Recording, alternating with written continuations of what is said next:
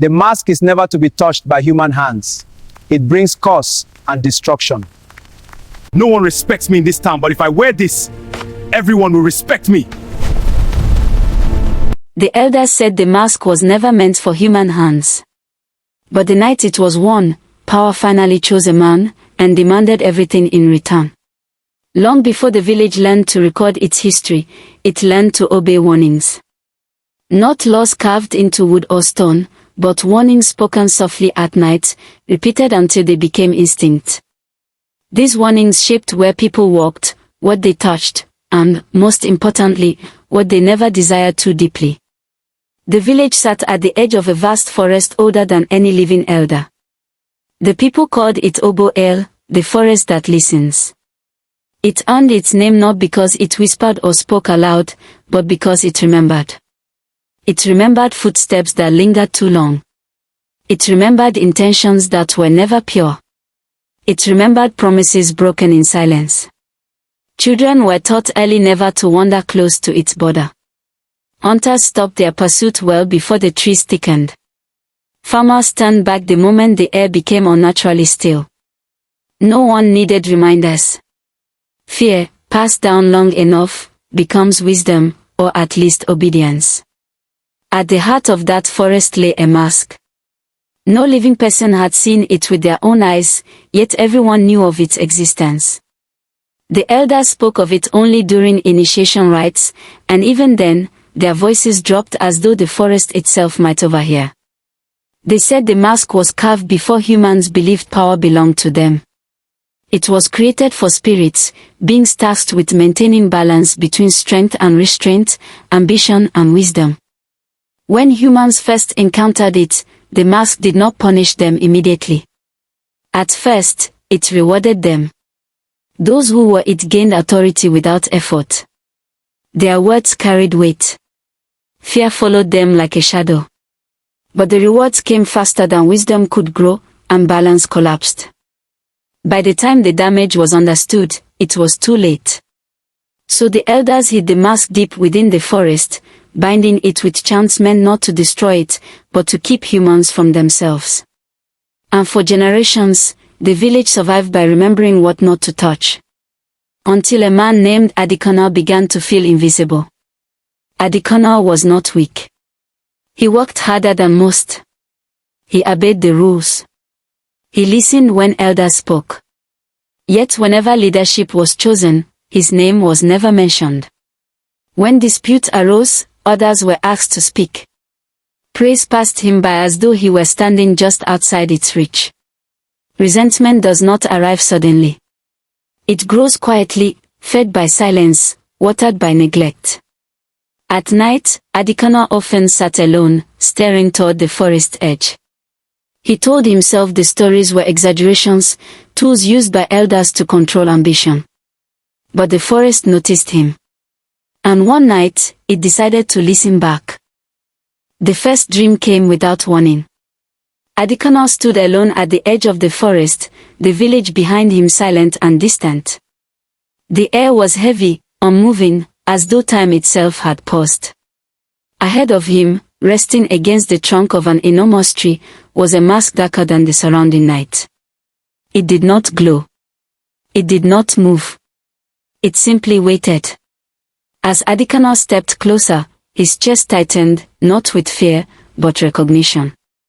A feeling stirred inside him, something old and wounded, something that had waited years to be acknowledged. You were meant for more. The words did not come from the mask. They came from within him, echoing with a certainty he had never felt in waking life. When he reached out, his fingers trembled just before touching it. He woke suddenly, gasping. His hands were shaking. For days, he dismissed the dream as exhaustion. But it returned the next night, and the next, each time clearer, each time closer. The path through the forest became familiar, as though he had walked it many times before. The mask felt less like an object and more like a promise. During the day, Adekunle's dissatisfaction sharpened. Small slights felt deliberate. Every overlooked moment became proof of injustice. He began to believe the village owed him what it had refused to give. Eventually, curiosity pushed him toward the elders. One evening, as they gathered beneath the moonlight, Adekunle approached with careful respect. He asked about the forest, about the old stories, pretending casual interest rather than hunger. The elders went silent. The oldest among them lifted his eyes slowly, as though weighing whether the question itself was dangerous. Some things were hidden, the elder said, not because they are evil, but because humans are. Adekunle bowed and thanked him, but the warning failed to settle. To him, it sounded like fear disguised as wisdom.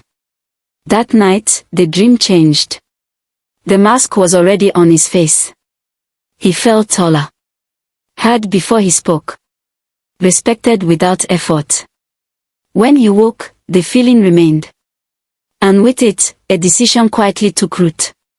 Chapter 3, The Path No One Walked. 500 words. Adekunle entered the forest before dawn, when the village still slept and the boundary between words fell thin. The moment he crossed into its shadow, the forest responded. Birdsong vanished. The wind stilled. Even the earth beneath his feet felt firm, deliberate, aware of his presence. Each step echoed louder than it should have, as though the forest counted them. He hesitated once. Only once. The memory of years spent unseen pushed him forward. The deeper he went, the heavier the air became. The trees grew wider, older, their roots twisting across the ground like frozen serpents. Time stretched strangely. Minutes felt longer. Distance lost. It never needed to. Eventually, the path opened into a clearing untouched by decay. At its center stood a tree larger than any Adekunle had ever known. Its bark was smooth, unmarked by age. Leaning against it was the mask. Up close, its surface appeared alive. Symbols carved into it shifted subtly when he tried to focus on them, refusing to be fully understood. The air around it felt charged, as though the space itself was holding its breath. Adekunle's heart pounded. For the first time since entering the forest, doubt crept in. He remembered the elders' voices. The warnings. The generations that had survived by refusing this moment. Then the forest spoke, not in words, but in feeling. Take it. The certainty was overwhelming. Adekunle reached out. The moment his fingers closed around the mask, the forest exhaled. And somewhere deep within its roots, something ancient began to stir. Adekunle did not remember leaving the forest. He remembered only the weight of the mask in his hands, and then, suddenly, the sound of morning. Birds called again. Wind returned. The path behind him looked ordinary, as though it had never shifted to receive him at all. The mask felt warm. Not hot, not cold. Alive in a quiet, unsettling way. When Adekunle stepped back into the village, heads turned. At first, people could not explain why. He walked the same way. Wore the same clothes. Said nothing at all. Yet something in the air around him had changed. Conversations slowed. Voices softened as he passed. Even children, who normally ignored such things, watched him with uncertain eyes. When Adekunle spoke later that day, it was during a disagreement over farmland. Two men argued loudly, each refusing to yield. Adekunle had never been asked to intervene before. Yet when he opened his mouth, the words came easily. Enough. The sound of his voice carried farther than it should have. The men fell silent without realizing why. One of them stepped back, nodding in agreement he could not explain. Adekunle felt it then. Not excitement. Not joy. Control. By evening, news had spread. People sought his opinion. Elders paused when he spoke. Authority gathered around him like a shadow that belonged there. But when night came, the mask refused to leave his face. He tugged at it, gently at first. Then harder. The mask did not resist, it simply did not move, as though his face had grown around it instead. Panic rose in his chest. Only briefly. The fear faded as quickly as it came, replaced by calm. A deep, reassuring calm that told him this was how things were meant to be. Sleep came late. And when it did, it was not restful. From that night onward, Adekunle stopped sleeping properly. He lay awake long after darkness settled, listening to sounds that did not belong to the village. Soft movement outside his home. A dragging sensation across the earth. Breath where nobody stood.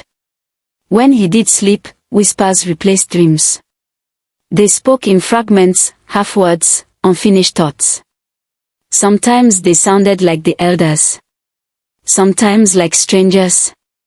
Always like something that knew him too well. During the day, the power remained.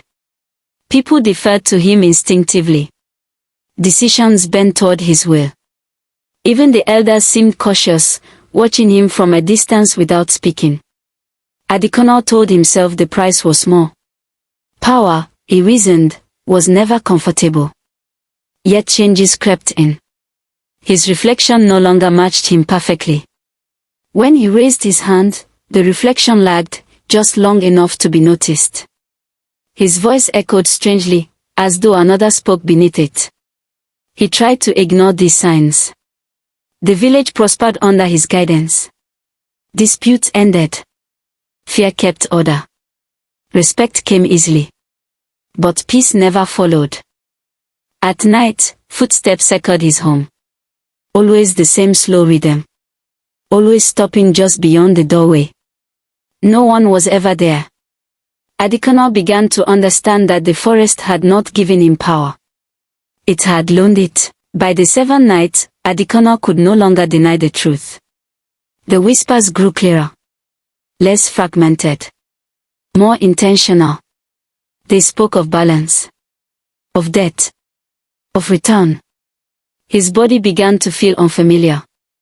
Movement required effort. His voice no longer sounded entirely his own, as though it echoed from somewhere deeper. The elders watched him closely now. They said nothing. They did not need to. Adekunle tried to remove the mask again. This time, pain answered him, sharp, sudden, and deeply personal. The mask did not tighten. It did not threaten. It simply reminded him who was in control. That night, the forest came closer. The air outside his home thickened.